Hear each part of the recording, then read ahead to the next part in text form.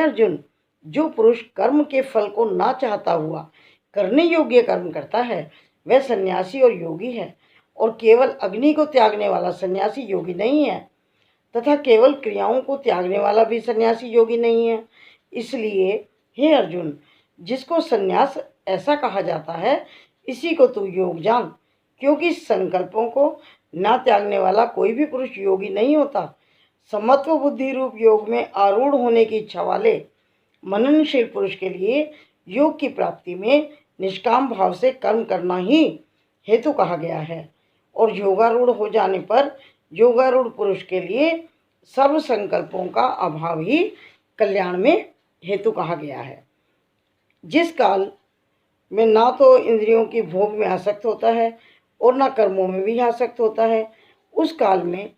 सर्व संकल्पों का त्यागी पुरुष योगारूढ़ कहा जाता है। इस योगारूढ़ता कल्याण में हेतु कही है।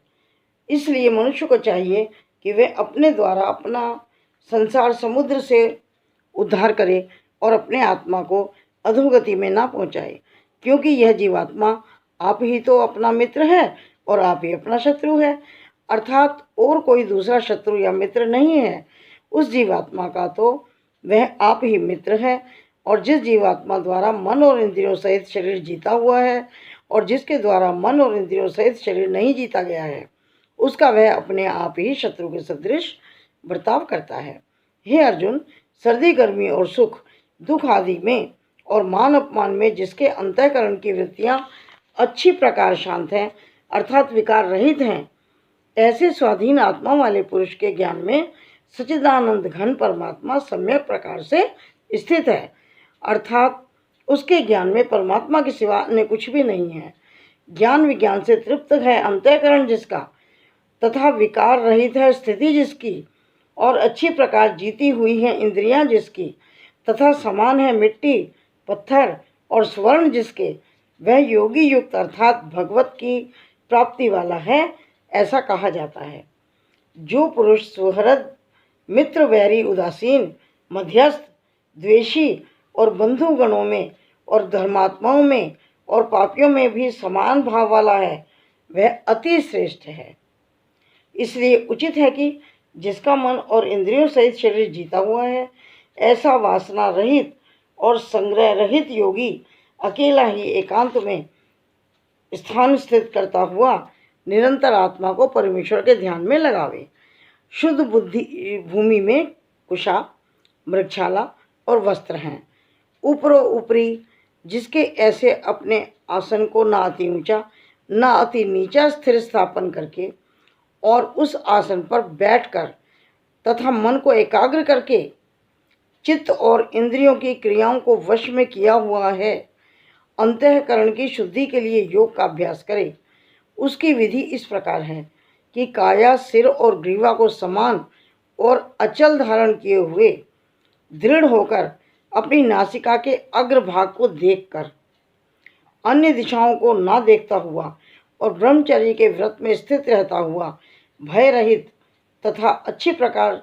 शांत अंतःकरण वाला और सावधान होकर मन को वश में करके मेरे में लगे हुए चित्त वाला और मेरे परायण हुआ स्थित होवे। इस प्रकार आत्मा को निरंतर परमेश्वर के स्वरूप में लगाता हुआ स्वाधीन मन वाला योगी मेरे में स्थित रूप परमानंद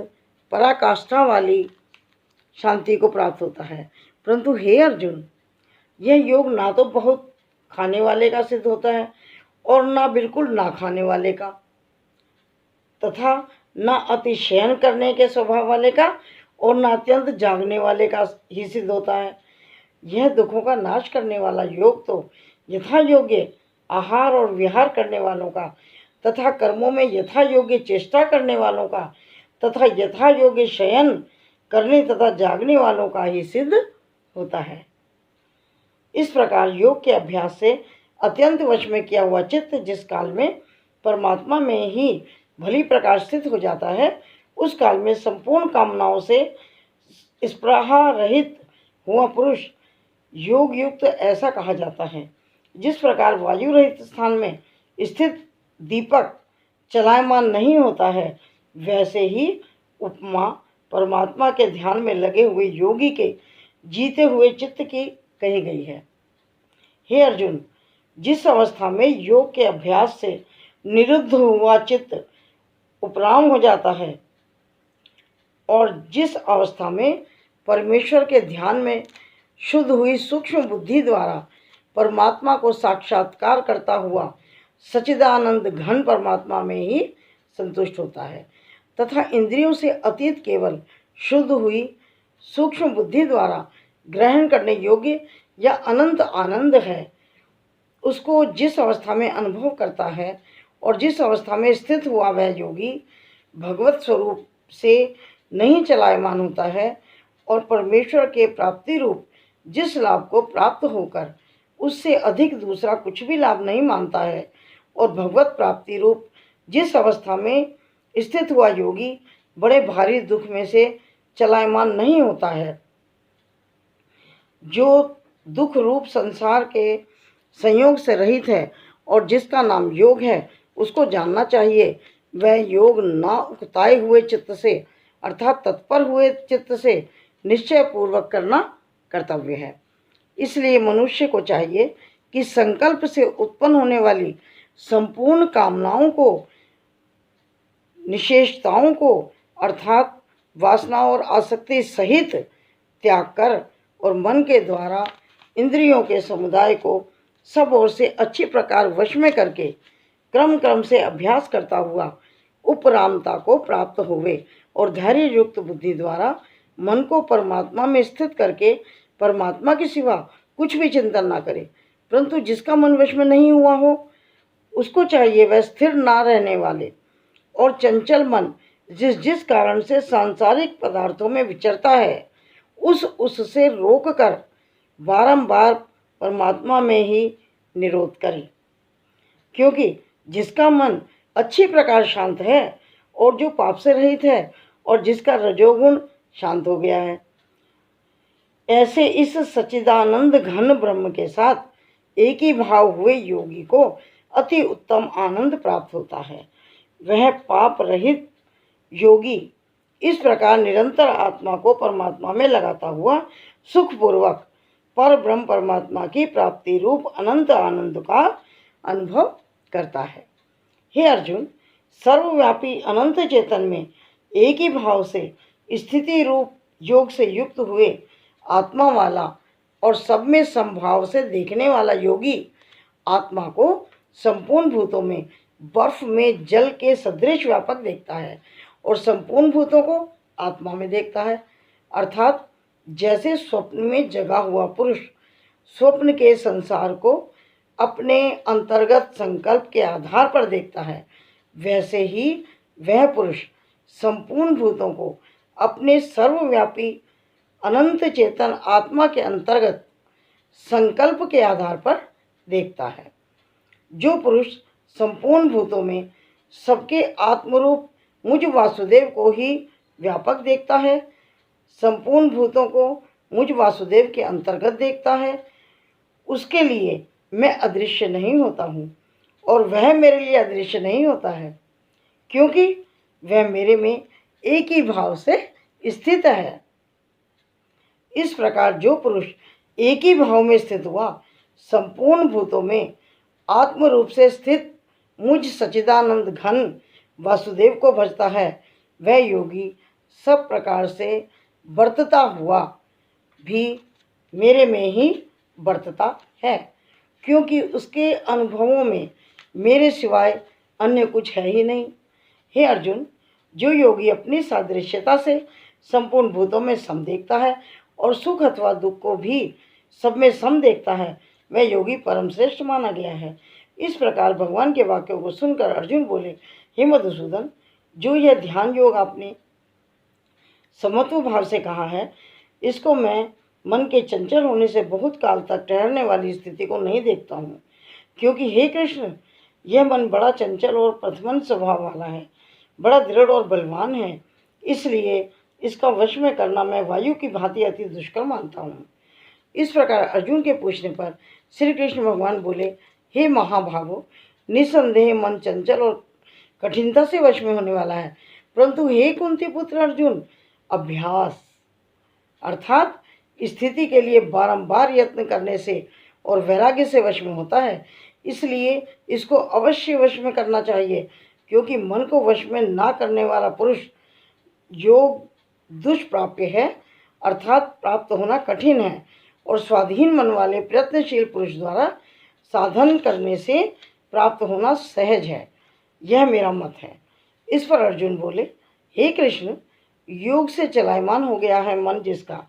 ऐसा शिथिल यत्न वाला श्रद्धा युक्त पुरुष योग की सिद्धि को अर्थात भगवत साक्षात्कारता को न प्राप्त होकर किस गति को प्राप्त होता है? हे महाबाहो,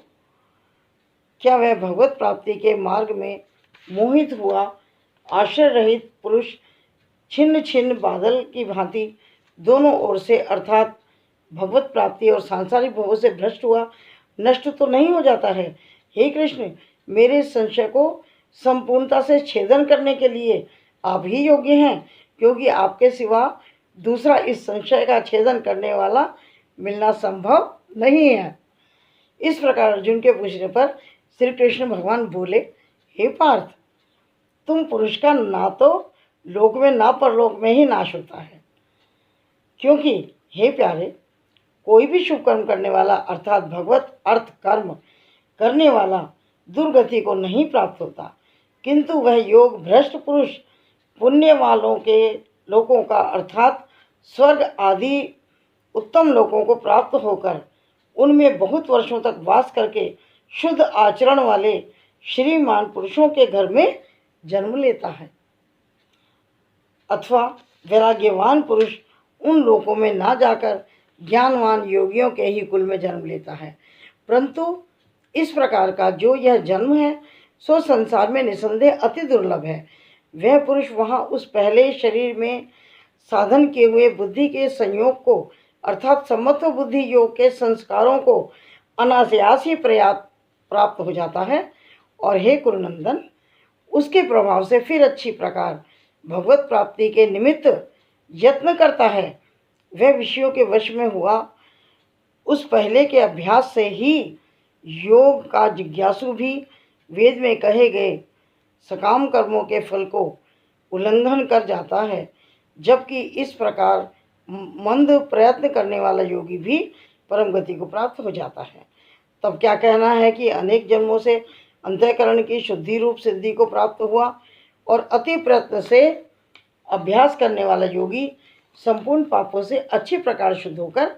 उस साधन के प्रभाव से परम गति को प्राप्त होता है, अर्थात परमात्मा को प्राप्त होता है, क्योंकि योगी तपस्वियों से श्रेष्ठ है